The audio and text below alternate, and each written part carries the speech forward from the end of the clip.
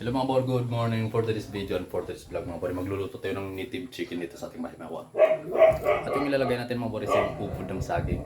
Ito yung ubod ng saging natin mga bor. Ayan. At saka ito yung native chicken mga bor. Papakita ko sa inyo mga bor kung paano yung proseso sa pagluluto nito sa ubod ng saging mga bor. Kinakain to. So, kaya nga hindi pa makakalam. At agad na nga ako nag-prepare dyan ng ating mga sangkap mga kabor. Ayan na yung ating sangkap, yung bawang, luya. Ayan yung luya. Sibuyas, ginayat ko ng mga kabor. At saka yung ating kamatis. Optional lang naman yung kamatis bor, pwede mong hindi paglagyan. At ito mga bor, alam nyo kung ano to? Ito mga bor ay tanglad mga bor. Lalagay natin sa ating niluto ay, ito mga bor ay nagpapawala ng langsa mga bor. Marami dito sa amin yan sa bukid mga kabor. Ito na pala yung mga sangkap natin mga bor. Luya, kamatis, at saka sibuyas mga bor. Bawang. At agad na tayo magluto mga bor. Ito na yung apoy, kaldero, mantika. At saka ilalagay na natin una yung luya mga bor. Kayo mga bor mag-isa kayo anong inuuna nyo. Sa akin kasi mga bor luya. At saka ilalagay natin yung sibuyas. Yung red onion yung ginamit ko dito mga bor. At saka ilalagay din natin itong ating garlic o yung bawang natin mga bor. Pangpawala ng lansa at pangpawala sa mga aswang mga bor. At saka ilalagay din natin yung ating kamatis mga bor. Yan yung kamatis. Kung wala kayong kamatis mga bor, pwede rin naman na wala. Hindi nyo paglagyan ng kamatis mga bor. Okay rin naman yan siya. Yan mga bor, luto na yung ating kamatis. Ilalagay na natin itong ating manok. At saka tanglad mo bor. Sabay na natin. Ayan o. Pagalawin lang natin mga bor yung ating niluluto. At saka maglalagay din tayo ng bitsin mo na mga bor, yung Ajinomoto. Yung Ajinomoto, baka naman. Alright. At agad na natin pagtakpan mga bor yung ating niluluto. Ito na yung ating ubad mga bor habang naghihintay tayong lumampot yung ating manok. Ayan mga bor. Kung makikita mga bor ay yung sa gitna lang yung kinukuha ko mga bor. Kasi yan lang yung pwedeng natin gamitin mga bor. Yung malambot na part niya sa gitna mga bor. Ayan siya. Yan siya bro. Yan. Yan yung ating gagayatin mga bor. Gagayatin natin mamaya. At saka gagayatin natin ng maninipis mga bor katulad nito siya. Yan siya mga bor. Dahil lang yan yung pili natin ilagay. Tingnan muna natin mga bor itong ating lang manok mga bor. Alright, ayun na siya mga bor. Kalugin na natin tapos lagyan natin ng asin mga bor. Ilagay lang tayo ng asin. Pangpakalat na asin. At saka takpanayan mo natin dyan mga bor. Ayan na yung ubad natin mga bor. Ang susunod natin gagawin mga bor ay lagyan ng asin. At saka lalamasin.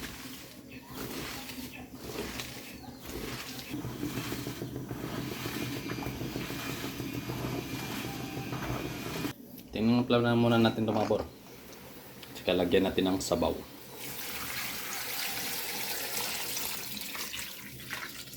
Ayan naman po, nalagyan natin ng sabaw. Hintayin natin kumulo. Takpan muna natin mga bor. Hintayin natin lumambot siya mga bor. At saka ilalagay natin yung ating ubod ng saging mga bor. Yan na pala mga bor yung ating nilamas na ubod ng saging. Yan na. Pag lumambot yung manok natin, ilalagay natin ito mga bor. Tingnan muna natin ito ating nilulutong manok mga bor. Yan, kumukulo na siya. Tingnan natin itong malambot na. Ito yung panit. Medyo makunat pa mga bor. Ilaga muna natin siya ng mabuti. Takpan muna natin.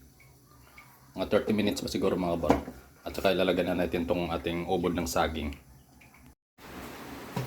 Tingnan natin mga bor kung malambot na siya. Ayan na.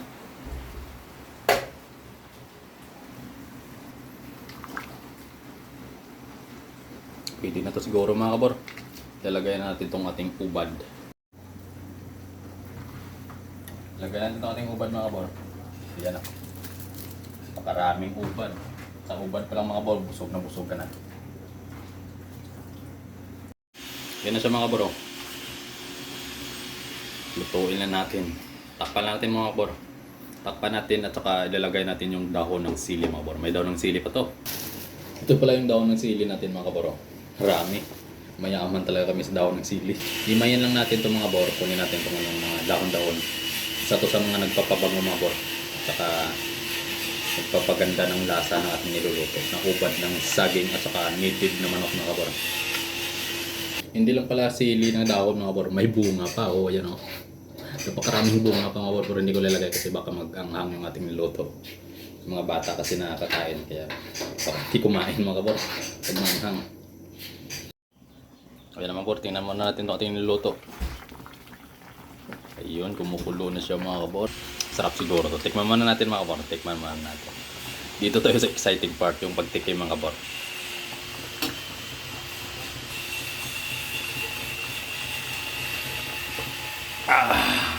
Ang sarap talaga mga kabor. Sabaw pa lang mga kabor. Ulam na ulam na.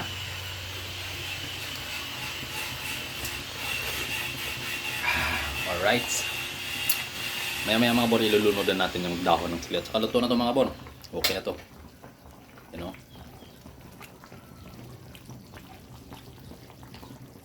Takpan muna natin. Ito na yung dahon ng sili natin mga bor. Ilalagay na natin dito. Siya mga bor. With dahon ng sili.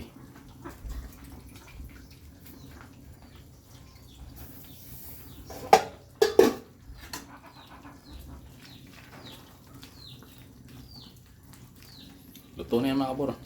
Pangkabango lang naman yan eh. Takpan na natin. At saka patayin yung apoy. Alright.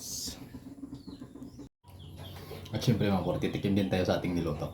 Ito mga bro, sabaw.